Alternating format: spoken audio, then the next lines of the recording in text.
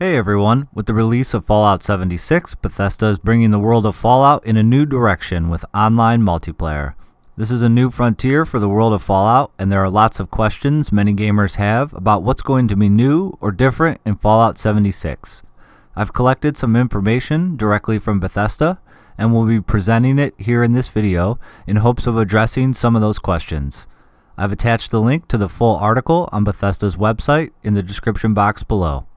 Starting with workshops and camp. The workshop returns from Fallout 4 with the wide variety of structures and defenses to build using scavenged components, and new structures like resource collectors to mine veins of components found in the world. One of the biggest additions for 76 is the camp, construction and assembly mobile platform, a personal workshop you can place almost anywhere in the world and use as a home base as you explore, moving it from place to place for new fast travel and respawn options. When you move your camp, all of your built structures are stored and blueprinted just as you designed them, so you can quickly rebuild or create copies of your favorite structures. This way, if your settlement is nuked or raided by other players, you won't have to worry about starting over from scratch. Your camp allows you to access your stash, a container for safe and permanent storage of things you want to keep. Your stash can also be accessed at stash containers found at train stations and Red Rocket stations. Fallout 76 also features public workshops that are unlocked through combat, either by clearing the area or contesting another player's ownership. Public workshops provide free building materials for crafting workbenches, mining resources, building defenses to repel creature attack events and enemy players, or to experiment with structures to create new blueprints. Where your camp is yours and yours alone. A team of players can work together at the public workshops, building on what other players did before them. Survival. Maintain yourself and your equipment for peak efficiency. Collect bonuses by staying well rested, well fed, well tuned, and hydrated. But be careful to avoid catching diseases and mutations in the process by avoiding radiation, sleeping in safe beds, eating cooked food, and drinking clean water. Your equipment breaks down with use, encouraging both the periodic repair of your favorite items as well as the motivation to try out new ones you find. All items have weight, including ammunition, so careful management of carry capacity becomes important. All these survival elements combine to provide a variety of gameplay decisions to find the right balance of what to collect, what to consume, and when. Progression. In Fallout 76, the special character system returns, and all attributes start at 1. You can build your characters as you level up by allocating points to your special stats: strength, perception, endurance, charisma, intelligence, agility, and luck. You can allocate 1 point to a special category with each level up until level 50. In addition to gameplay bonuses granted by increasing special stats, each point can be used to equip a perk card related to that category. For example, the more points you have in strength, the more strength perk cards you can equip. Perk cards can be equipped and unequipped at any time. You can collect perk cards by choosing one on each level up and through randomized perk card packs that you earn at level up milestones. Perk cards feature returning favorites like Bloody Mess and dozens of new perks, including new team-focused ones that utilize charisma. When you have duplicate perk cards, you can even combine them to increase their level and the bonuses attached to them. These higher level perk cards will require more special points, but it'll be worth it for increasing important things like your first aid skill or your ability to drink dirty wasteland water. Fast travel.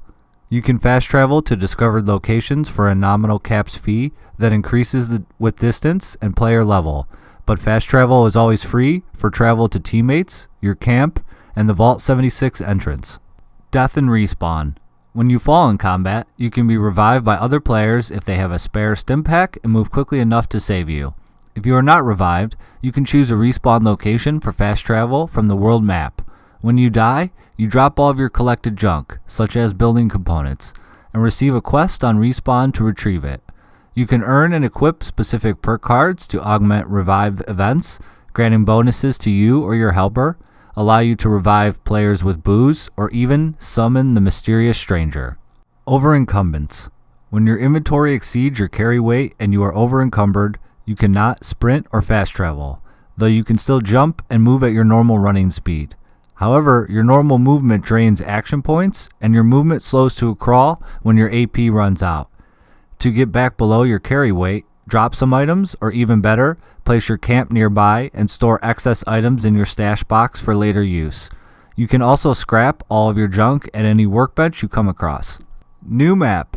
The New World map has been brought out of the Pip-Boy into its own full-color screen, with new options like access to photo mode and the social menu. The approximate location of other players is shown on the world map, so you can meet up with them or choose to take the road less traveled. PvP and multiplayer. Strangers can be dangerous in Appalachia. If you shoot back at attacking players, you can battle each other for caps in dueling feuds and team clashes for dominance. But if you choose not to fight, incoming player damage is severely reduced to help you make your escape. Players that manage to murder non-combatants are marked as wanted, a status that enables all players to join in delivering full damage justice at any time for bounty on the offender, until the wanted status is cleared by death at the hands of a player. Players gain no benefits from murdering someone, and when they are inevitably killed by another player, their bounty comes out of their own cap stash. Combat. VATS.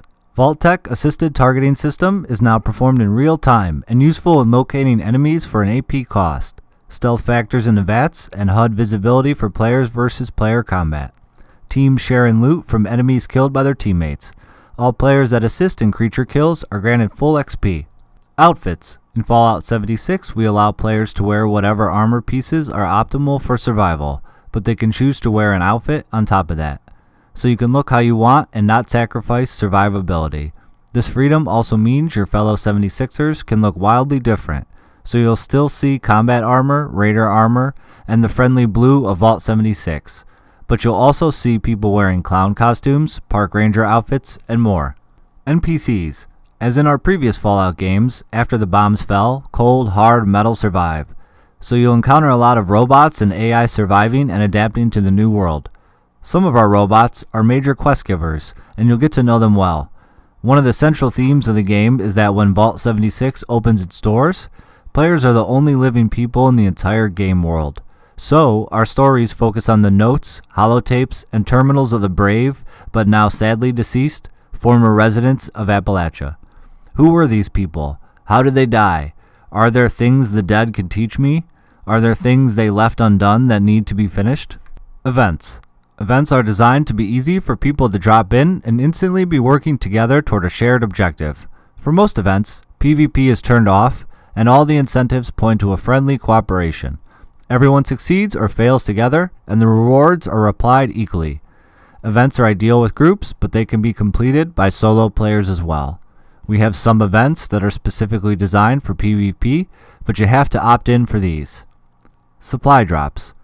Supply drops come from an automated system that was built by the Emergency Services of Appalachia, which would allow people to request government airdrops of vital supplies. Every now and then, you'll come across a U.S. government supply requisition holotape, and if you get it to a radio tower, you could call in a supply drop. Of course, goodies falling from the sky potentially attract not only enemy AI, but other players as well. Nukes. A big part of the main questline revolves around players becoming their own nuclear powers. Nukes are a very big, in-your-face way that players can change the world around them. Not only is the area irradiated and filled with deadly creatures, but unique resources can be gathered to craft unique, high-level gear. The process of launching a nuke is complex and time-consuming, but it's also an incredible accomplishment. And when you finally succeed, the moment is just begging for a photo op, with your mushroom cloud in the distance. Post-launch. While we're focused on making Fallout 76 as good as it can possibly be when it's released on November 14th, we are of course planning to keep adding new ways to enjoy the game. Our goals are to respond to players' feedback and give everyone more of what they love in 76, including all future updates for free. I hope this video has helped to answer some questions you might have had about Fallout 76. If you like what you see, please hit subscribe to see more in the future. See you next time, and do what thou wilt.